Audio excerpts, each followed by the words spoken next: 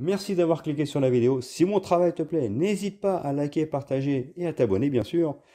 Et pour le reste, j'espère que la vidéo te plaira. A plus. Bonjour à toutes et à tous, c'est Stylé68, j'espère que vous allez bien les amis. Aujourd'hui, le débrief du State of Play, le meilleur de l'histoire.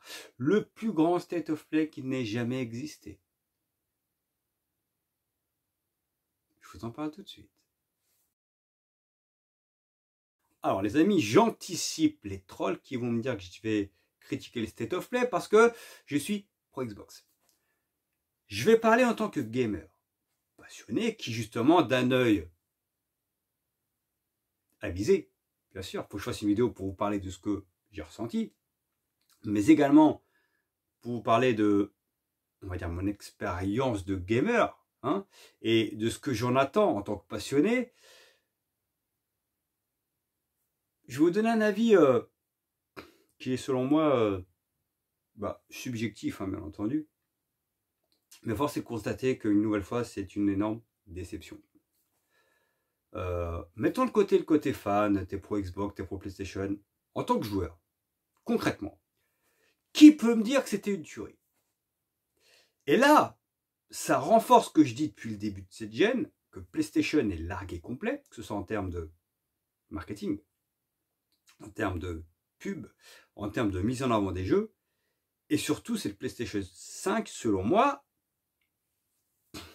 sur le plan technique, est loin d'être exceptionnelle. Elle est à peine plus puissante, je pense, à peine plus puissante qu'une PS4 Pro. Alors j'exagère peut-être, hein, bien entendu, mais c'est l'impression que ça donne quand on voit les jeux. Alors c'est vrai qu'aujourd'hui, quand tu passes derrière Hellblade 2, qui est une claque monumentale, même sur d'autres supports, sur d'autres jeux peut-être qui vont arriver sur Xbox, maintenant la comparaison sera dure parce que Hellblade 2 a tellement mis la barre haute qu'aujourd'hui tu as l'impression que les autres jeux c'est des jeux PS2 en fait. Et là, force est de constater que moi j'étais très curieux de voir Silent Hill 2. Je suis un grand fan des Survival Horror, je suis un grand fan de Silent Hill. Et je voulais voir ce que ça allait donner par curiosité, parce qu'en tant que gamer, je me suis dit, peut-être qu'aujourd'hui, il est peut-être temps aussi, pourquoi pas, d'acheter aussi une PS5. On sait jamais. Histoire de jouer à des titres que j'aime, comme Silent Hill en l'occurrence. Et force est de constater qu'aujourd'hui, encore une fois, ça renforce mon idée que cette machine est mauvaise, et que les jeux qui arrivent sont mi-figue, mi-raisin. Sans critiquer peut-être le jeu que sera Silent Hill 2 sur le plan du gameplay, sur le plan de l'atmosphère, du scénario, force est de constater que techniquement parlant, waouh, c'est la douche froide, hein. Le jeu a l'air archaïque sur le plan technique, on dirait un jeu PS2, PS3 tout cassé, alors que c'est un jeu qui arrive sur PS5.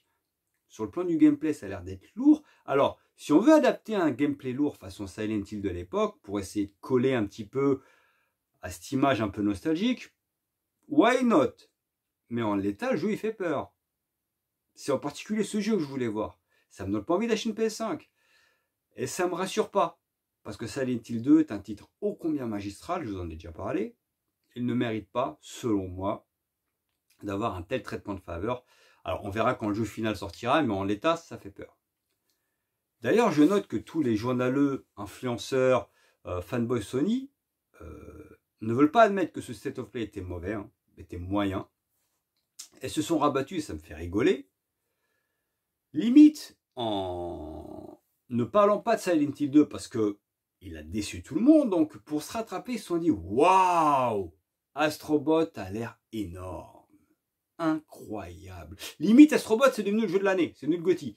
C'est-à-dire qu'en gros, ils nous ont vendu Astrobot, qui, pour moi, reste un bon jeu, hein, parce qu'Astrobot, j'avais le premier sur PSVR 1, et je sais que la version qui était vendue avec la PS5, qui est vendue avec la PS5, est un jeu sympathique, vraiment fun, et je n'en doute pas du tout. Mais les gars ont tellement rien à se mettre sous la dent, qu'ils nous ont vendu cet Astrobot comme limite le nouveau Super Mario 64. Comme limite le nouveau Super Mario Galaxy, c'est-à-dire ça va être le GOTY.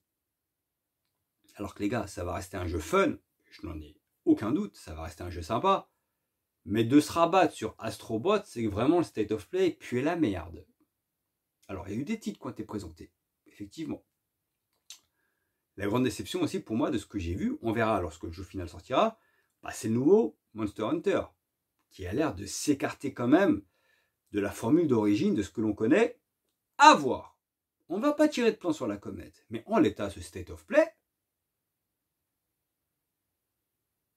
waouh, il pue la merde. Silent Hill décevant. Astrobot qui a l'air fun, mais là tout le monde le met en avant comme si c'était le Super Mario 64, le nouveau Super Mario 64 qui limite va détrôner les jeux Sony, les jeux Nintendo. C'est faux. En termes de jeux de plateforme, on peut dire ce qu'on veut, Nintendo c'est les best. Hein.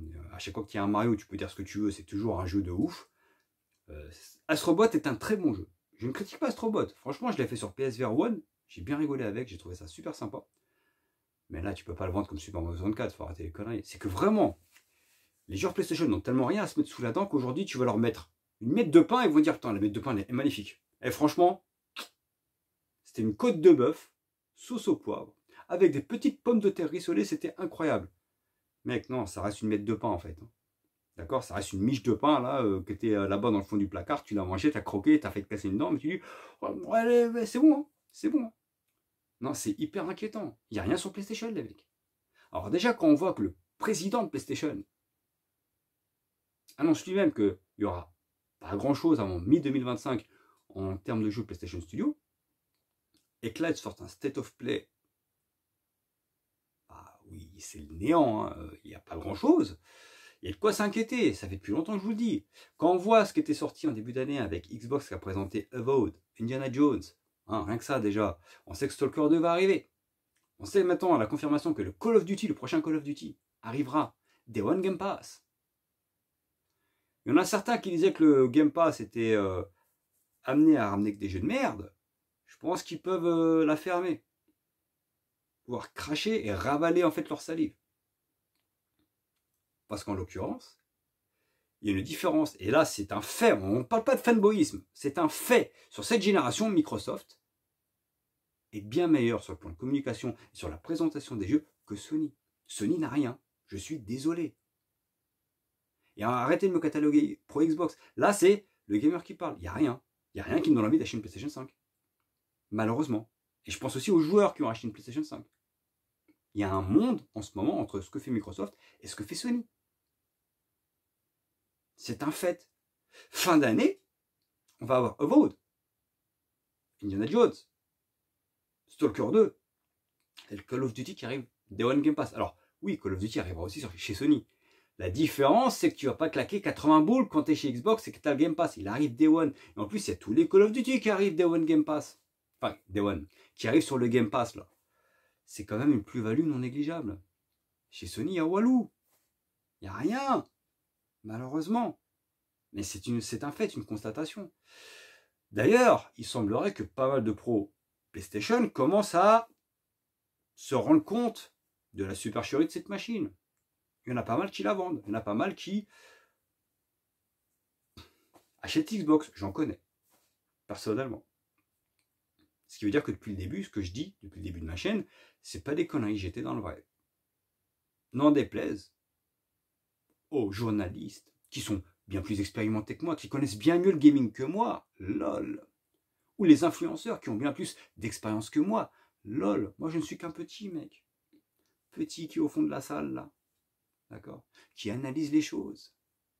Mais qui ne dit jamais de conneries. Alors, si je peux en dire des conneries, j'exagère. Là, ça fait genre le mec qui dit jamais de conneries. Je suis humain, je peux dire des conneries.